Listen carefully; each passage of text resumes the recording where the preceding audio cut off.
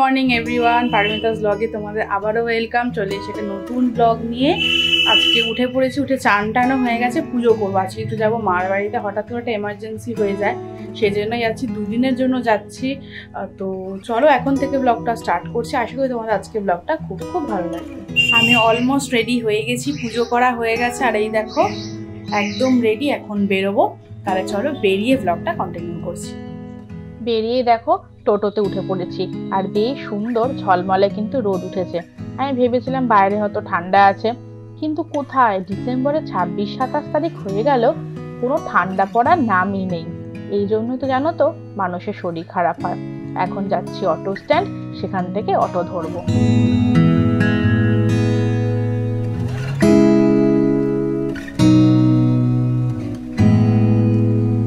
Auto থেকে নেমে এখন সাবওয়ে দিয়ে ওই পারে যাব। আর জানো তো আমাদের এই সাবওয়েটা হাওয়াতে প্রচন্ড সুবিধা হয়েছে। এই যে এক্সকেলেটরে করে এই পারে চলে এসেছি। এইখান থেকে হেঁটে 10 মিনিট মতো লাগে, তাই হেঁটেই যাব। চলে এসেছি মার বাড়িতে। আর একটা বলেছিলাম তোমাদের, এমার্জেন্সি কাজেই এসেছি, কালকে হবে সেই কাজটা। তো এখন মা একটু বাজারে গেছে আর আমি এখন ঘরে রয়েছি, তাই ভাবলাম তোমাদের সাথে শেয়ার করি কি হয়েছে। হয়েছে কি, আমাদের যে ঘরের যে দরজাটা আছে ওইটাতে না ইঁদুর, একদম মানে কি বলবো, ইঁদুর বা ঘুণ কিছু একটা হয়তো হয়েছে। পুরো দরজার পাল্লাটা ভেঙে গুঁড়ো গুঁড়ো করে দিচ্ছে। মানে রাত্রে তো মা ঘুমোতে পারছে না, এত ইঁদুরের উপদ্রব হচ্ছে, প্রচণ্ড অসুবিধা হচ্ছে। ওই দরজাটা চেঞ্জ করে কালকে লোহার মিস্ত্রি আসবে, দরজাটাকে লোহার করা হবে। তো মা তো একা থাকে, তোমরা জানোই, আমার আর কোনো ভাই বোন নেই। তো ওই জন্যে মা যেহেতু একটু লোহার কাজ করবে, মিস্ত্রি আসবে, তাই আমি একটু এসছি। মা তো একা পুরোটা সামলাতে পারবে না। তাহলে ঠিক আছে, তাহলে আমি চলো দুদিন যাই, গিয়ে থাকি, তুমি তোমার কাজটা কমপ্লিট করে নাও, তারপরে আমি বাড়িতে আসবো। চলো তোমাদেরকে দেখাই দরজাটার কি অবস্থা হয়েছে। এই দেখেছো এখান থেকে কিরকম, মানে পুরো একদম ভেঙে খাবলা খাবলা হয়ে গেছে, পুরো পাল্লাটা নষ্ট হয়ে গেছে। দেখো উপর থেকে নিচ অব্দি আমি দেখাচ্ছি, আর এদিকেও তাই সেম হয়েছে। দেখো পুরো ভেঙে গেছে, এদিকে নিচটাও এরকম দেখো পুরো খাবলা খাবলা হয়ে গেছে, সেই উই পোকার মতো একদম, এই যে ঘুম ধরার মতো পুরো ফেটে ফেটে গেছে। তা দেখো এই যে এরকম পুরো একদম চোখলা উঠে গেছে, পুরো নষ্ট হয়ে গেছে। দেখতেই পেলে দরজা আর ফ্রেম আর দরজার কি অবস্থা, পুরোটাই চেঞ্জ করতে হবে। মা তো টেনশনে কদিন ধরে ঘুমোতে পারছো না, যদি ভেঙে পড়ে যায় প্রবলেম হয়। গেছো ইঁদুর, বড় বড় ইঁদুর ঢুকছে। তো সেই জন্যই 7 তাড়াতাড়ি মিস্ত্রিকে খবর দেওয়া হয়েছে, কালকে মিস্ত্রি আসবে, কাজটা কমপ্লিট করে নেবো কালকে। এদিকে তো মা এসেই দেখো একদিকে ডাল সেদ্ধ বসিয়ে দিয়েছে, আর এখানে আমি বেগুন ভাজা করব। বেগুনের মধ্যে নুন, হলুদ, চিনি সব মাখিয়ে রেখে দিয়েছি। আর মা বাজার থেকে দেখো ট্যাংরা মাছ নিয়ে এসছে। আমার কিন্তু এই মাছটা খেতে দারুণ লাগে। আর মাছটা জানো তো একদম ফ্রেশ আর একদম টাটকা ছিল, দেখেই বুঝতে পারছো। সাইজেও কিন্তু বেশ বড় বড়। এটা দিয়ে ঝাল খেতে কিন্তু দুর্দান্ত লাগে।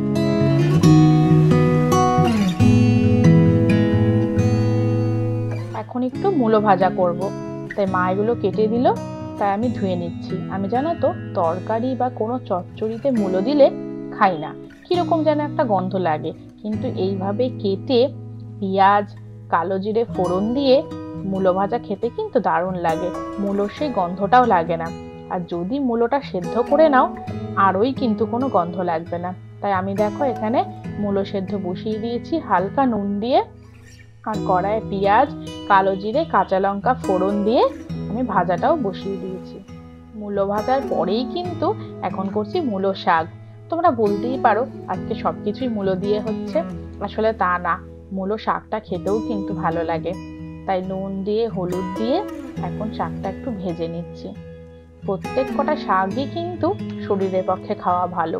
আর মূলো শাকটাও কিন্তু যদি তোমরা এরকম করে ভাজো, খেতে কিন্তু ভালোই লাগে। এখানে আমি মূলো শাকটা ভেজে নিচ্ছি। আর পাশের গ্যাসেই দেখো মা চান করবে, তাই গরম জলটাও বসিয়ে দিয়েছি। আর এইভাবে বড়ি ভেজে যদি দিয়ে দাও, তাহলে কিন্তু শাকের টেস্টটা দ্বিগুণ বেড়ে যায়। মা একটু বলে দাও। ডাল সিদ্ধ, দেখি দেখি বলো। এই যে শুকনো শুকনো ডাল সিদ্ধ, ফুলকপি আলুর তরকারি, বেগুন ভাজা, মোচার ঘন্ট, মূলো ভাজা, মূলো শাক। আর এই ডাল সেদ্ধ দিয়ে লঙ্কা দিয়ে পেঁয়াজ দিয়ে মেখে খাওয়ার কিন্তু মজাই আলাদা। কিছুক্ষণ রেস্ট নিয়ে বিকালবেলা দেখো গপুকে সন্ধ্যা দিচ্ছে মা। আর গপুকে আজকে দিয়েছে মোয়া, খইয়ের মোয়া। আর আমাদের গপু একটু ছোট কিন্তু দেখতে কিউট। এই গপু এসছে বৃন্দাবন থেকে, আমি নিয়ে এসেছিলাম। এই গপু জানো তো অষ্টধাতুর তৈরি। মা এখন আরতি করে নিচ্ছে।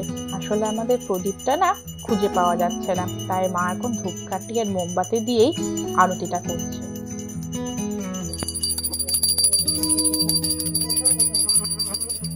মা সন্ধ্যা দেওয়ার পরে একটু ইচ্ছা হলো পাঁপড় ভাজা খাবো, তাই দেখো কাকুর দোকানে চলে এসেছি পাঁপড় ভাজা নিতে।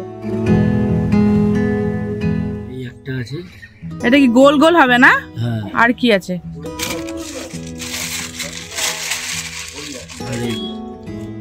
আর ব্যাট আছে, গোলটাই দাও। গোল কত? 10 টাকা। 100 দিয়ে দাও। 200 হ্যাঁ, খুচরো নেই। তেল গরম এখানে মা বসিয়ে দিয়েছে। আর এখানে দেখো আমার যা কাজ, আমি তো ভিডিও করছি। তারপরে আমি আর মা একটু জানো তো গল্প করছিলাম। মার এখানে আসলেই শুধু খাওয়া, গল্প আর আসেনি তেল এখনো।